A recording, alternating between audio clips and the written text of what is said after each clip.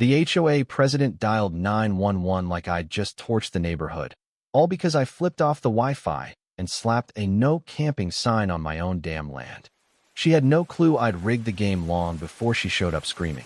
One click on my remote access, one overlooked clause in the subdivision covenant that the board had ignored for decades, and suddenly Barbara Thompson, the queen bee, who'd once gotten kids suspended for setting up tents past curfew, stood there red-faced, jabbing her finger at me before hitting speed dial.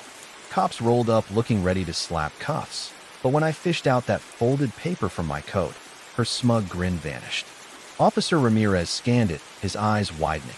Barbara, the iron-fisted ruler of Pine Ridge Meadows, clammed up fast.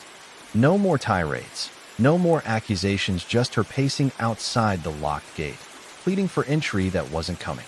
Think a kiddie tent could topple an entire HOA empire?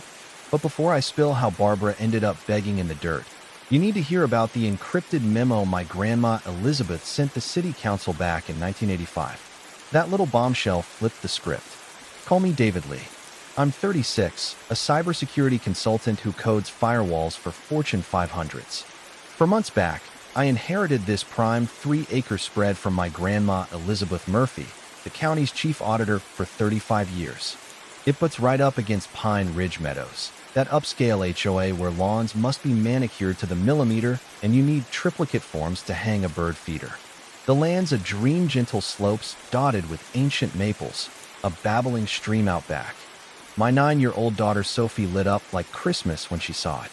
She's a prodigy, already tinkering with algorithms and quizzing me on quantum computing. She pitched her pink tent under the biggest maple, rigging solar-powered LED strips that pulsed in binary patterns. Pure kid magic, totally legal on our turf. That's when Barbara Thompson stormed in. At 55, she's an ex-litigator who cashed out after a brutal divorce that left her scraping by. She'd lorded over the HOA for 4 years like a petty tyrant, starching her khakis and sorting her pruning shears by hue. She banged on my door one Wednesday, clipboard clutched like a shield, flashing that fake sweet smile that screams trouble. "Mr. Lee," she cooed.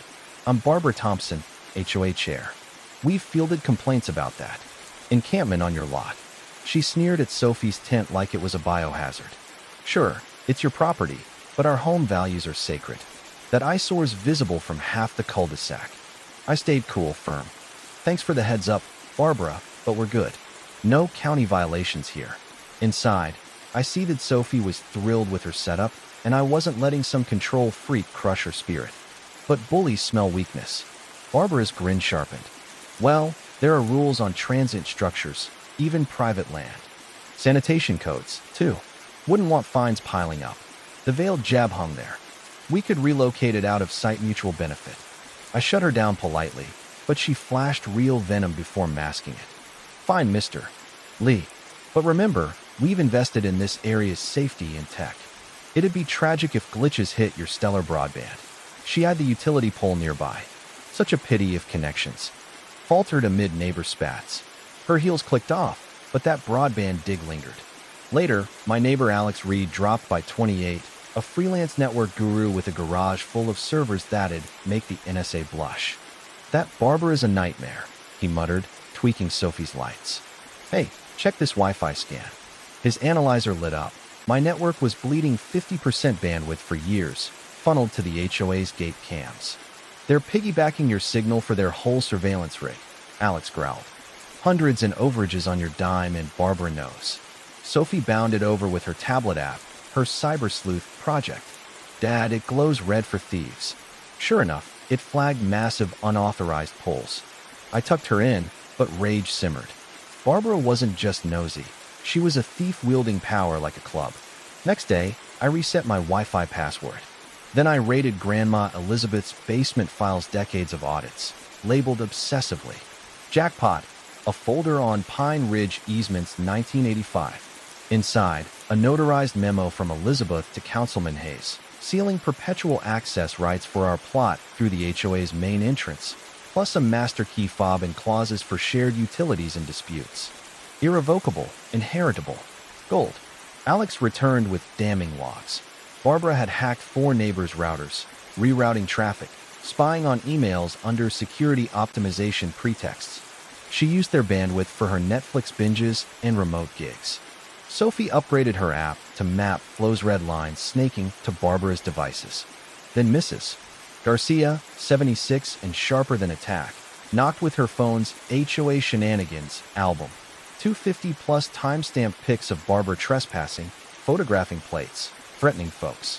One series caught her laptop hacking curbside, timestamps matching Alex's data. She's stalking you. David binoculars on Sophie's tinted dawn. This wasn't petty. It was criminal invasion. I explained to Sophie. Grown-ups sometimes steal and spy to feel big. Barbara's hacking us. Her eyes hardened.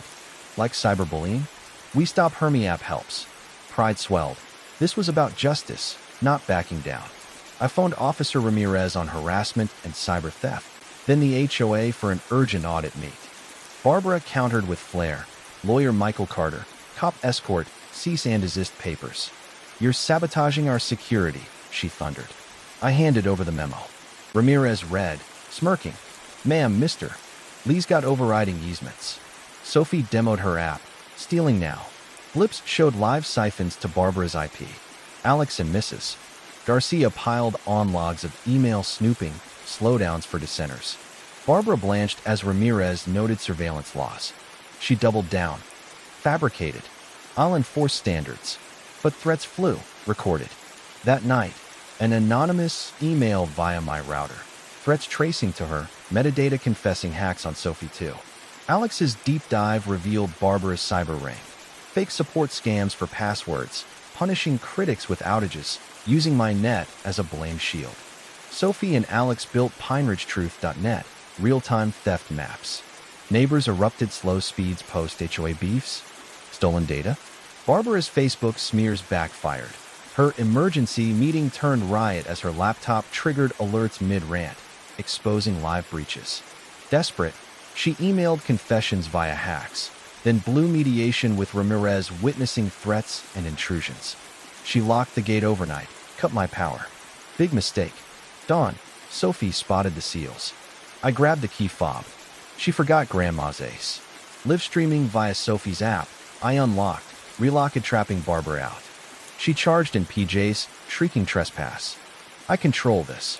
On cam, she admitted abuses, insulted Sophie. Ramirez arrested her mid-tirade for fraud, stalking, threats. 6 months on, Barbara got 24 months federal time, restitution, lifetime HOA ban. Pine Ridge reformed. Open books, our easements honored. Sophie's coding camp bloomed kids learning ethical tech amid tents. Then Barbara returned, humbled post-prison. I apologized for the fear after my divorce turned me monstrous. Sophie offered. Learn to build, not break. Barbara joined, teaching privacy from regret. Redemption sparked debates. Forgive hackers?